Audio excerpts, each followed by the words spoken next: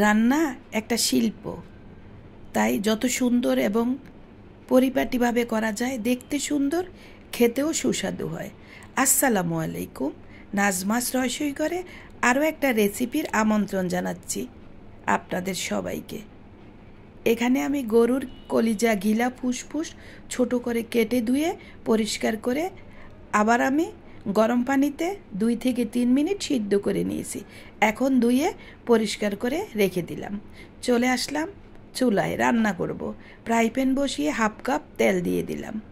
তেল গরম হওয়ার পর দিয়ে দিলাম গরম মশলা, 1 কাপ পেঁয়াজ। এখন পেঁয়াজটাকে নেড়ে ছেড়ে ভেজে হালকা গোল্ডেন কালার করে নিব, তবে বেশি ভাজা যাবে না। বেশি ভাজলে তরকারির কালারটা নষ্ট হয়ে যাবে। ভাজা হয়ে গিয়েছে। এখন দিয়ে দিলাম 2 টেবিল চামচ আদা রসুন পেস্ট। ভালোভাবে নেড়ে কিছুক্ষণ ভেজে নিব। কাঁচা গন্ধ দূর হওয়ার জন্য তার সাথে কিছু পানিও আমি অ্যাড করে দিব। পানি অ্যাড করে দিয়ে মশলাটাকে ভালোভাবে কষাতে হবে। রান্নায় মশলাটা যত যত্ন সহকারে কষানো যায়, তত সুন্দর কালার আসে এবং খেতেও মজার হয়। দিয়ে দিলাম স্বাদমতো লবণ।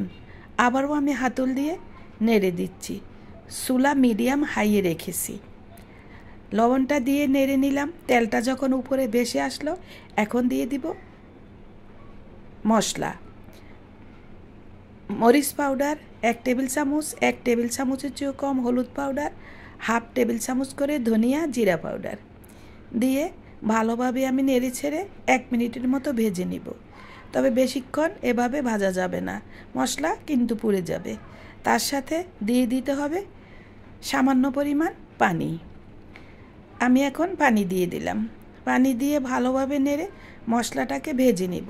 ভাজতে ভাজতে যখন মশলার উপরে তেল ভেসে আসবে, তখন বুঝবো মশলা ভাজা হয়ে গিয়েছে। এই যে দেখেন, আমার গরুর কলিজা, ফুসফুস, ঘিলা কতটা সুন্দর হয়েছে। আর এইভাবে রান্না করলে কলিজার কালারটা একদম সুন্দর থাকে। অনেকেই বলে যে কলিজা, ঘিলা রান্না করলে কালার নাকি কালো হয়ে যায়।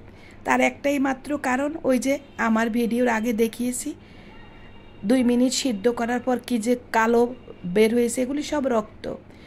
গরুর কলিজা, ঘিলা, ফুসফুসের মধ্যে অনেক বেশি রক্ত থাকে, তাই এভাবে পরিষ্কার করে নিতে হয়। ভালোভাবে মশলার মধ্যে কষিয়ে আবারও একটু পানি দিয়ে দিলাম। দিয়ে ঢাকা দিয়ে কিছুক্ষণ রেখে দিলাম। কিছুক্ষণ পর পর এভাবে নেড়ে ছেড়ে ভালোভাবে দিতে হবে। আর এভাবে নেড়ে ছেড়ে পানিটা শুকিয়ে নিতে হবে। ঢাকা দিয়ে দিয়ে আমি রান্না করব, চুলা মিডিয়াম হাইয়ে রেখে। কে কোথা থেকে আমার রেসিপিটা দেখছেন কমেন্ট করে জানাতে পারেন। এখন সম্পূর্ণ পানিটা যখন শুকিয়ে গিয়েছে, আবারও কিছুক্ষণ নেড়ে ছেড়ে আমি সিদ্ধ হওয়ার জন্য পানি দিয়ে দিলাম। আর এই কলিজাটাকে আমি ভুনা করব, কোনো ঝোল রাখবো না, তাই পানির পরিমাণটা কম দিলাম, যেই পরিমাণ সিদ্ধ হতে লাগে। ঢাকা দিয়ে 3 থেকে 4 মিনিট আমি মিডিয়াম হিটে রেখে রান্না করে নিচ্ছি। আবারও আমি নেড়ে দিলাম। এখন দিয়ে দিব 1 চায়ের চামচ টালা জিরা পাউডার, 1 চায়ের চামচ স্পাইসি গরম মশলা পাউডার। এই গরম মশলাটা আমি নিজের হাতে তৈরি করেছি। এখানে সব ধরনের মশলা আমি দিয়ে তৈরি করে রেখেছি। ভালোভাবে নেড়ে ছেড়ে দিয়ে ঢাকা দিয়ে চুলা মিডিয়ামে রেখে রান্না করব আরও 3 থেকে 4 মিনিট। 3 থেকে 4 মিনিট পর ঢাকাটা উঠিয়ে দেখেন একদম তেলটা উপরে ভেসে উঠেছে। গরুর কলিজা ভুনা কিন্তু হয়ে গিয়েছে। তাহলে রেসিপি তো পেয়ে গেলেন। যদি ভালো লেগে থাকে আমার চ্যানেল সাবস্ক্রাইব করে লাইক, কমেন্ট, শেয়ার করে পাশে থাকবেন। এখন দিয়ে দিলাম 7 থেকে 8টা কাঁচামরিচ। কাঁচামরিচটা এই সময় দিলে সুন্দর একটা স্মেল আসে। ভালোভাবে নেড়ে আমি ঢাকা দিয়ে কিছুক্ষণ রেখে দিব।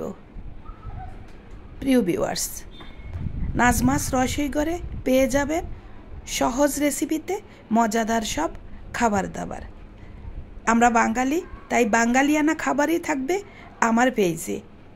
বাঙালিরা কখনো ভিনদেশিদের খাবারে অভ্যস্ত না, বাঙালিরা বাঙালি খাবারে অভ্যস্ত। তাই বাঙালি খাবারের বাংলা রেসিপি নিয়েই আমি হাজির হয়ে যাই আপনাদের মাঝে। তাহলে রেসিপিটা কেমন হলো চাইলে কমেন্ট করে জানাতে পারেন। আরও অবশ্যই আপনি বাসায় ট্রাই করবেন। তাহলে আজ এখানেই বিদায় নিব। আল্লাহ হাফেজ।